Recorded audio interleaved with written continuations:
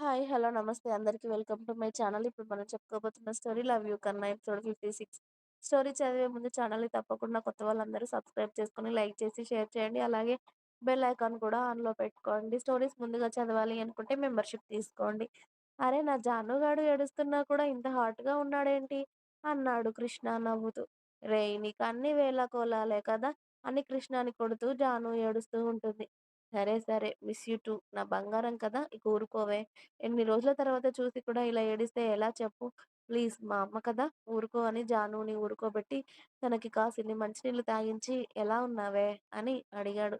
నీకు దూరంగా ఉండి ఎలా ఉంటాను? అస్సలు బాగోలేను అని చెప్పింది జాను వెంటనే. హా! చూస్తున్నాడు కదా మీ అయ్య కూడా. ఇక కొన్ని రోజులు ఓపిక పట్టు. చెప్పేద్దాం ఇంట్లో మన మ్యాటర్. అమ్మ వాళ్ళ ఊరు నుండి వచ్చేసాక చెప్దాం. నీకు ఓకే కదా? అని అడిగాడు. నువ్వెంత త్వరగా నీ దగ్గరికి నన్ను తీసుకొచ్చుకుంటే నేనంత హ్యాపీ అని చెప్పేసింది జాను పాప. ఓకే. ఓకే. నేనన్నీ సెట్ చేసేస్తాను. వెహికల్స్ ఈఎంఐ కూడా దగ్గర పడిందిలే.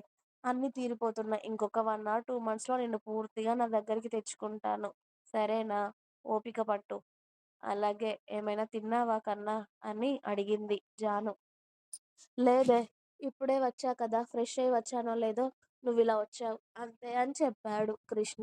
అయితే హాల్‌లో కూర్చుందువు పదరా! ఏదైనా వంట చేస్తాను నీకు అని ఇద్దరు హాల్‌లోకి వచ్చేసరికి సిరి టీవీ చూస్తూ ఉంటుంది. జాను అప్పుడు సిరిని చూసి హాయ్ సిరి అని అంది. మా అన్నయ్య ఉండగా నీకు నేనెక్కడ కనిపిస్తానే? అని దెప్పింది సిరి. సిరి మాటకు జాను నవ్వుకుంటూ కిచెన్‌లోకి వెళ్లి కృష్ణ కోసం త్వరగా ఎగ్ ఫ్రై చేసి కుక్కర్‌లో రైస్ పెట్టింది. ఏంటి మా ఆడపడుచు గారు మంచి గరం మీదున్నారు అని సిరిని వెనక నుండి హత్తుకుంది జాను హాల్‌లోకి వచ్చి.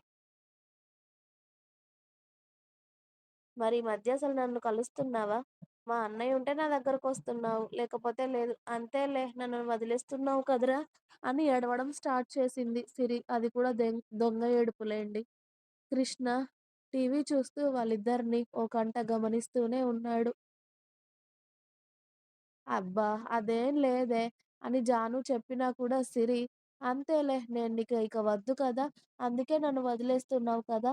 అని సిరి డ్రామా స్టార్ట్ చేయడంతో, అమ్మా తల్లి నిన్ను నేను దూరం పెట్టడం లేదు తల్లి. ఇంట్లో నుండి ఎక్కువగా బయటికి రావడం లేదు అంతే. ఇక నుండి రోజూ వచ్చి నిన్ను కలుస్తాను. సరేనా? మా అమ్మ కదూ! నా బంగారం కదూ! మా మంచి ఆడపడుచు కదా! అని జాను సిరిని గంట సేపు బతిమాలగా అప్పుడు కూలవుతుంది సిరి పాప. అబ్బా! ఈ అన్నా చెల్లెలిద్దరూ ఒకటే. వీళ్ళిద్దరిని బతిమాలేసరికే నా జీవితం అయిపోయేలా ఉంది అని. కృష్ణకి, సిరికి ప్లేట్‌లో ఫుడ్ తీసుకువచ్చి అన్నా, చెల్లి ఇద్దరికీ కలిపి తనే తినిపిస్తుంది. "నువ్వు తిన్నావా?" అని అడిగాడు కృష్ణ. ముందు మీరు తినండి" అని భర్తకి, ఆడపడుచుకి తినిపించాక జాను కూడా తినేసి వాళ్ళతో పాటే హాల్‌లో కూర్చుంటుంది. "అవును ఆంటీ, అంకుల్ ఎక్కడికి వెళ్లారు?" అని అడిగింది జాను సిరిని. ఏదో ల్యాండ్ విషయం గురించి ఊరికి వెళ్లారే. 10 డేస్ పడుతుంది రావడానికి. ఓహ్! ఓకే. నువ్వు మన ఇంటికి వస్తావా పడుకోవడానికి? వీడుంటాడో నైట్ వాళ్ళ ఫ్రెండ్స్‌తో తాగడానికి వెళ్తాడో ఎవడికి తెలుసు? అని అంది జాను కృష్ణని చూస్తూ. అబ్బో! దీనికి మొగుడు మీద ఎంత నమ్మకమో అనుకున్నాడు కృష్ణ తన మనసులో. వస్తానే. నాకు కూడా ఒక్కదాన్నే పడుకోవాలంటే బోర్ కొడుతుంది అంది సిరి. అయితే పదవే వెళ్దాం. మీ అన్నయ్య ఇప్పుడే వచ్చాడు కదా! పడుకుంటాడేమో మనం వెళ్దాం అని అంది జాను. కృష్ణకి కూడా నిజంగానే నిద్ర వస్తూ ఉండడంతో, ఓకే వెళ్ళండి నేను కాల్ చేస్తా అని చెప్పి జాను, సిరి వెళ్ళాక అతను డోర్ లాక్ చేసుకొని వెళ్ళి పడుకున్నాడు. జాను సిరిని వాళ్ళ ఇంటికి తీసుకువెళ్ళి ఇక ఇద్దరు కలిసి జాను రూమ్‌లో కూర్చొని ముచ్చట్లు చెప్పుకుంటూ ఉంటే హారిక కూడా వాళ్ళతో జాయిన్ అయ్యింది. అలా సిరి వాళ్ళ పేరెంట్స్ వచ్చే వరకు సిరి, జాను వాళ్ళ ఇంట్లోనే ఉంది. ఇక జాను, కృష్ణ చాటుమాటుగా కలుసుకోవడం కామన్.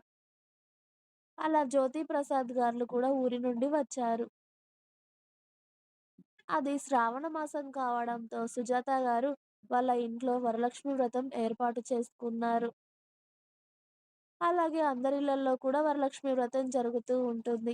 ఇటు కృష్ణ వాళ్ళ ఇంట్లో కూడా జ్యోతి గారు చేస్తూ ఉన్నారు.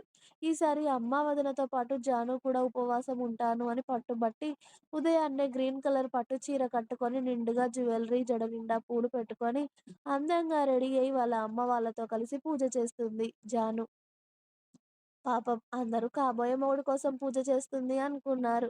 కానీ ఆల్రెడీ వచ్చిన మొగుడి కోసం చేస్తుందని ఎవరికీ తెలియదు కదా! ఒక్క జానుకి తప్ప. ఆ రోజు కృష్ణ ఏదో పని వల్ల బయటకి వెళ్ళడంతో అతడి ఆశీర్వాదం తీసుకున్నాకే భోజనం చేయాలి అని పొద్దున నుండి మంచినీళ్ళు కూడా ముట్టకుండా ఉపవాసం ఉంటుంది జాను. సుజాత గారు, హారిక వాళ్ళ భర్తల ఆశీర్వాదం తీసుకున్నాక వాళ్ళందరితో కలిసి భోజనం చేసినా కూడా జాను ఇప్పుడే వద్దమ్మా, ఆకలిగా లేదు, నేను నైట్ వరకు తింటాను అని వాళ్ళకి ఏవో మాయమాటలు చెప్పి కృష్ణ కోసం వెయిట్ చేస్తూ ఉంటుంది జాను పాప. కృష్ణకి ఏదో అర్జెంట్ వర్క్ ఉండడం వల్ల ఆ రోజు రావడానికి చాలా సాయంత్రం అవుతుంది. అదే విషయం చెప్పాడు కృష్ణ జాను కాల్ చేస్తే. ఇక అతడెప్పుడు వస్తాడా అని ఆ చీర కూడా తీయకుండా అలానే ఉంటుంది. కృష్ణ ఇంటికి వచ్చాను, పైన పెంట్ హౌస్‌లో ఉన్నాను అని కాల్ చేయడంతోనే కొన్ని అక్షంతలు పట్టుకొని, అమ్మ సిరి పిలుస్తుంది నన్ను వెళ్ళొస్తాను అని డైరెక్ట్‌గా కృష్ణ వాళ్ళ ఇంటికి వెళ్ళి పెంట్ హౌస్ దగ్గరికి వెళ్ళి కృష్ణని హత్తుకుంటుంది. జానుని అలా చూసిన కృష్ణ సంతోషపడుతూ, "ఏంటే ఇలా తయారయ్యావు? ఏమైనా పండగనా ఇవాళ?" అని అడిగాడు. వరలక్ష్మి వ్రతం కన్నా పెళ్ళైన ఆడవాళ్ళందరూ చేస్తారు. నీకోసం నేను చేశాను ఈసారి అని ఇదిగో అక్షంతలు అని కృష్ణ చేతిలో అక్షంతలు పెట్టి నన్ను ఆశీర్వదించు కన్నా అని అతడి ఆశీర్వాదం తీసుకుంటుంది. కృష్ణకి అది కొత్తగా అనిపించి ఆమె తల మీద అక్షంతలు వేసి హ్యాపీగా ఉండవే అని ఆమెను దగ్గరికి తీసుకున్నాడు.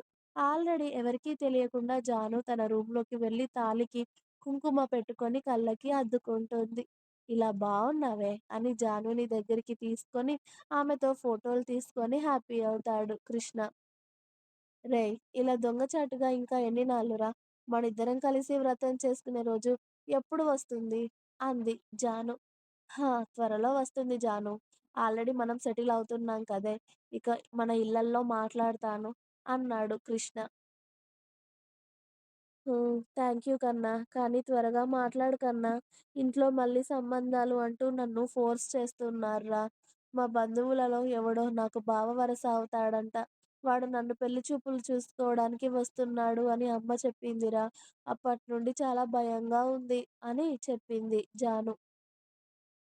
ఎవ్వడే వచ్చేది? ఎవడొచ్చినా వాడి బొక్కలు ఇరుగుతాయి. ఎవడు వచ్చినా నచ్చలేదు అని చెప్పి పంపేయ్. దానికి కూడా భయపడడమేనా? అన్నాడు కృష్ణ. భయపడకుండా ఎలా ఉండమంటావు కన్నా? మనకు ఆల్రెడీ పెళ్లయిందిరా. పెళ్లైన అమ్మాయికి పెళ్లి చూపులు అంటే ఎంత గలీజ్‌గా ఉంటుంది. నువ్వే ఆలోచించు అంది. మీ అయ్య ఏదో బిజీగా తిరుగుతున్నాడు కదా! మాట్లాడదామంటే. మాట్లాడదాంలే. ఒకవేళ వాడు వస్తే నచ్చలేదని డైరెక్ట్‌గా మీ వాళ్ళతో అలాగే వాడికి చెప్పేసేయ్. ఓకేనా? అన్నాడు కృష్ణ. ఇంకా ఉంది. మీకు నా స్టోరీస్ నచ్చినట్టయితే ప్లీజ్ లైక్ చేయండి, షేర్ చేయండి. అలాగే ఛానెల్‌ని తప్పకుండా కొత్త వాళ్ళందరూ సబ్స్క్రైబ్ చేయండి. Please subscribe my channel. Thanks for watching my video. Bye bye. Please like, share and subscribe.